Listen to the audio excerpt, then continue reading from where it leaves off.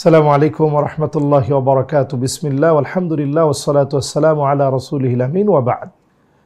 ইসলামী অর্থনীতির মৌলিক নীতিমালা হচ্ছে কোরআন এবং সুন্নাহকে বেস করে আমাদের প্রত্যেকটি নীতিমালাকে প্রণয়ন করতে হবে এবং কোরআনে যেভাবে আমাদেরকে উদ্বুদ্ধ করেছে আহাল্লাল্লাহুল বাইআ ওয়া হাররামার রিবা, হালালকে সামনে রেখে হারামকে বর্জন করে সাধ্যমতো চেষ্টা চালিয়ে যেতে হবে।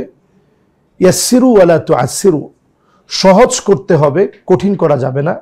বাশশিরু ওয়ালা তুনাফফিরু, মানুষের মাঝে শুভ সংবাদকে ছড়িয়ে দিতে হবে, মানুষকে পৃথক না করে দিয়ে বরং হালালভাবে নীতিমালা মেনে ব্যবসা বাণিজ্য করতে হবে। খেয়াল রাখতে হবে, শরীয়তে অত্যন্ত গুরুত্বপূর্ণ জায়গা হচ্ছে আল্লাহ তাআলা আমাদের জন্য হালাল খাওয়াকে ফরজ করে দিয়েছেন। আসসালামু আলাইকুম ওয়া রাহমাতুল্লাহি ওয়া বারাকাতুহু।